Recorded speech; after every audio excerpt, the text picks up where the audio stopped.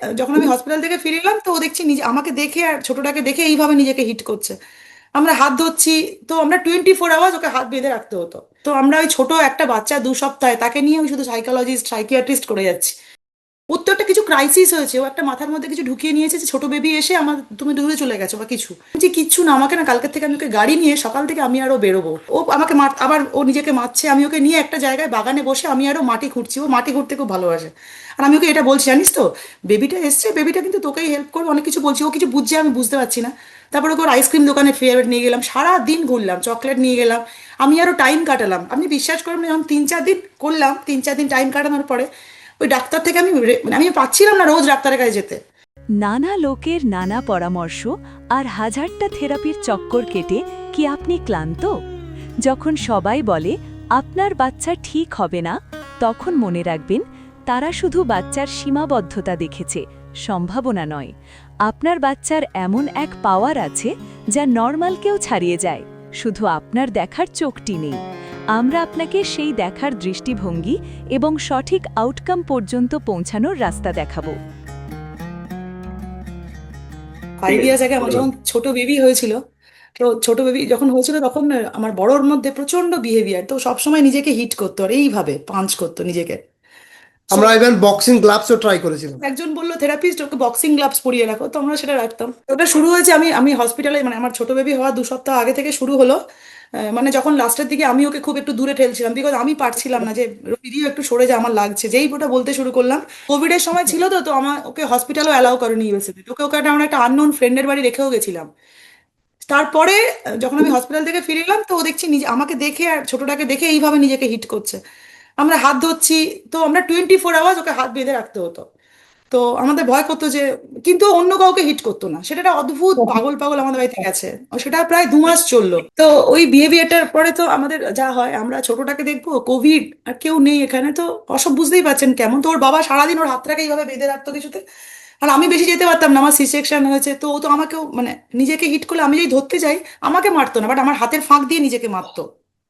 তো তারপরে ডাক্তার, আমার ওর থেরাপিস্ট, এখন ফোন করলাম কি করবো, বললো তোমরা একটা সাইকোলজিস্টের কাছে যাও। গেলাম, সে নিউরোলজিস্ট নিউরোলজিস্টের কাছে একদিন গেলাম, সে ওর সিটি এমআরআই করলো না, ইজি করলো। ফার্স্ট করলো ইইজি, তারপরে একটা বললো ব্রেন স্ক্যান করতে হবে, তো ওইসব করছে। তারপরে গেলাম একদিন, বললো লাস্ট সাইকিয়াট্রিস্টের কাছে যেতে হবে। তো আমরা ওই ছোট একটা বাচ্চা 2 সপ্তাহে তাকে নিয়ে ওই শুধু সাইকোলজিস্ট সাইকিয়াট্রিস্ট করে যাচ্ছি। তারপর বলছে এমআরআই করতে হবে। তো মানে আমাদের কিন্তু আমি কেউ কিছু বলছে না। মাঝখানে থামিয়ে বলছি। আজকে আমি আহ, আমি একটা সময় ছিল কনফারেন্সে যেতাম, এখন না যাওয়া ছেড়ে দিয়েছি। আমি যদিও জাস্ট গতকাল আর পরশুই নিউরোপেডিকন অ্যাটেন্ড করে এলাম। তার কারণ হচ্ছে আমি তাদের মানে কলকাতার যারা ডাক্তার তার মধ্যে তো তবুও একটা মিনিমাম নাম ক্যারি করি, যার ফলে আমার নামটা ওখানে থাকে। সুতরাং আমাকে একটা স্পিকার অ্যাসাইনমেন্ট ওখানে দিয়েছিল অটিজমের উপর, এবং প্যানেল ডিসকাশন ছিল। ওতে আহ, কতগুলো লিখে দিয়েছিল যে এই আমি একদম একটু কথা না বাড়িয়ে একদম ওতে আহ, আহ, মানে সপ্তাহে 5 বার করে এই থেরাপি ওই থেরাপি আমি একদম হুবহু ডাইরেক্টলি এই করে বলে এলাম। একটু আমি ফাইট করার চেষ্টা করিনি। কেন ভাই, বললে বুঝবে না, এতটা প্রিমিটিভ থট প্রসেসর। ঠিক আছে, আমি ওখানে কোথাও এই করতে যাইনি। আমি ডাইরেক্টলি আমি প্রেজেন্টেশনটাও দেখাতে পারি, আমার হাসি পাচ্ছে, কিন্তু একদম কথা না। আর আমি যদি মুখ খুলি, হা কপাল, মানে লোকজন না মানে ডিস্ট্রয়েড হয়ে যাবে। সুতরাং আমি মুখ না খোলার চেষ্টা করি, কারণ যখন আমি মুখ খুলবো আমি ডাইরেক্টলি বলছি কেউ টু শব্দ করতে পারবে না। কিন্তু ওই পর্যন্ত আমি পুরোটাকে প্রিপেয়ার করে নামছি। কিন্তু আমি আজ ডাক্তারদের কুলে টিকতে পারি না। কেন? সব তো জ্ঞানী জ্ঞানী ব্যক্তি, এত জানে এত জানে, নিতে পারি না। বাই চান্স বললে যদি না তারা নেয়ার মতো জায়গায় থাকে বলেও লাভ নেই, বা বৃথা দাঁড়া বাক্য দাঁড়া, আমার হবে। কথাটা হচ্ছে আমি নিজের উপরে সেলফ কন্ট্রোল করি, বাই চান্স মুখটা যাতে খুলে না যায়। হা কপাল, কারণ আমি একটা প্রশ্ন করব, ওর রিয়েলিটি ওখানে ভেঙে যাবে। আমি একটা প্রশ্ন করব, একটা প্রশ্নের উত্তর দিতে পারবে না। দাঁড়ান, কথাটা হচ্ছে উনি পুরোটা নেওয়ার পজিশনে না এনে আমি ভাঙলে শুধু ভাঙা হবে।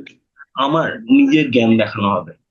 আমি নিজের জ্ঞান দেখাতে আগ্রহী নই। কথাটা হচ্ছে আমরা ওই পুরো সিস্টেমটা নতুন করে তৈরি করতে হবে, এবং ওটার জন্য যে ব্যাকগ্রাউন্ড আর্কিটেকচারটা দরকার, আমি ওটাই ফোকাস করছি। তো পুরোটা স্যার আমাদের এই জাস্ট পুরোটা হ্যাঁ ওই ভরে যাবে।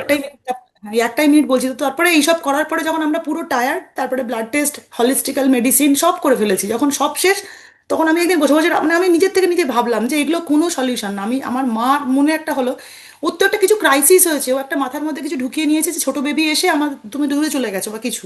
ওর বাবাকে বলছি, ওর বাবা বলছে শাসন হচ্ছে এইসব। আমি যে কিচ্ছু না, আমাকে না কালকের থেকে আমি ওকে গাড়ি নিয়ে সকাল থেকে আমি আরও বেরোবো। বলছে তুমি ড্রাইভ করবে কি করে? আমি বলছি, আমি দেখে নিচ্ছি। আমি ওকে নিয়ে ওকে, ও আমাকে আবার ও নিজেকে মারছে, আমি ওকে নিয়ে একটা জায়গায় বাগানে বসে আমি আরো মাটি খুঁড়ছি। ও মাটি খুঁড়তে খুব ভালোবাসে। আর আমি ওকে এটা বলছি, জানিস তো বেবিটা এসছে, বেবিটা কিন্তু তোকেই হেল্প করবে, অনেক কিছু বলছি। ও কিছু বুঝছে, আমি বুঝতে পারছি না। তারপরে ওকে ওর আইসক্রিম দোকানে ফেয়ার নিয়ে গেলাম, সারা দিন ঘুরলাম, চকলেট নিয়ে গেলাম, আমি আরো টাইম কাটালাম। আপনি বিশ্বাস করবেন না, যখন 3-4 দিন করলাম, 3-4 দিন টাইম কাটানোর পরে ওই ডাক্তার থেকে আমি মানে আমি পাচ্ছিলাম না রোজ ডাক্তারের কাছে যেতে। তো যখন আমি ওর সাথে 3-4 দিন টাইম কাটালাম, মানে আমার মার মনে হয়েছিল যে ওই ডাক্তার দিয়ে কিছু হবে না, ও যে একটা ক্রাইসিস, ওর মনে হচ্ছে যে এটা আমার থেকে দূরে চলেছে, ওটাকে ফিক্স করতে হবে। যেই ফিক্স করবে ও কাম ডাউন হবে। আপনি বিশ্বাস করবেন না, 3-4 দিন পর ও গ্লাভসটা খুললাম, হাতগুলো পুরো সাদা ছিল।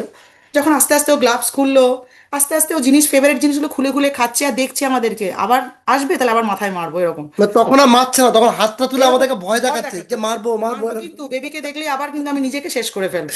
তো ভাবতে পারবেন না, আমার ওই সময় মনে হয়েছিল যে সত্যি এই যে জিনিসগুলো নয়, doctor, therapy, MRI, CT scan, neurological, psychological, কিচ্ছু না। মানে বাচ্চাকে বুঝলে সেটা সেটা সেখান থেকেই বিহেভিয়ারগুলো যে উৎপত্তি কেন, সেটা বুঝে সেটা ফিক্স করলে বিহেভিয়ারটা চলে যায়। ওই যে আরেকজন মা বলছিল না, আমি অনেক বিহেভিয়ার এখানে থামিয়ে সেটা। আপনাকে একটা কথা বলছি সবাইকে।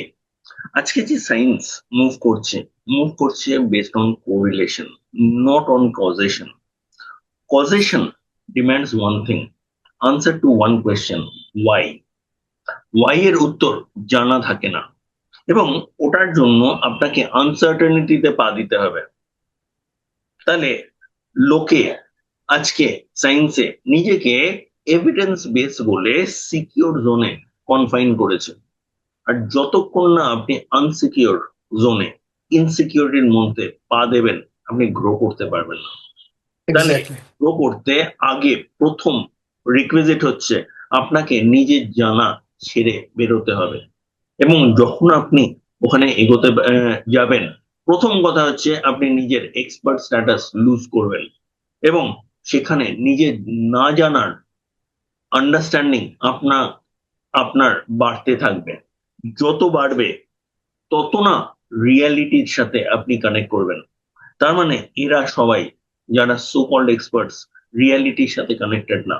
আর রিয়ালিটিকে কানেক্ট না করতে পারলে যত প্রবলেম, একটা গ্যারান্টি আছে, রেজাল্টস আসবে না। রেজাল্টস আসতে গেলে আগে আপনার রিয়ালিটি কানেক্ট লাগবে। যতক্ষণ না আপনি ঠিক ভাবছেন, প্রবলেম সলভ হবে না, গ্যারেন্টি আছে। যদি প্রবলেম সলভ হয়, কোথাও কিছু একটা ঠিক করেছে। তাহলে আশা আছে, এটুকু বুঝতে পারছেন? এবং আপনার বাচ্চার কোথায় সে দাঁড়িয়ে আছে যদি আপনি বুঝতে পারেন, না যে কোনো অ্যাসেসমেন্টের কথা বলছি না, ওকে সলিউশন দিতে গেলে যা যা বুঝতে হবে সেটার সাপেক্ষে বলছি। যদি সেটা বোঝা যায়, সেখানে কিন্তু সলিউশন দেওয়া যাবে।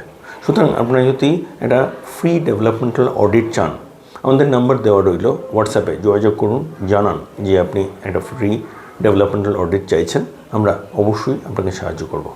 এবং যদি আপনি আমাদের সাথে কাজ করতে চান, যদি পুরোটা কীভাবে হচ্ছে বুঝতে চান, আমাদের সেখানেও যোগাযোগ করুন, আমরা অবশ্যই আপনাকে জানাবো। নিচে ডেসক্রিপশনে ডিটেলস দেওয়া রইল, আমাদের স্ক্রিনেও ডিটেলস দেখতে পাচ্ছেন। আমরা আছি আপনার সাথে। নমস্কার।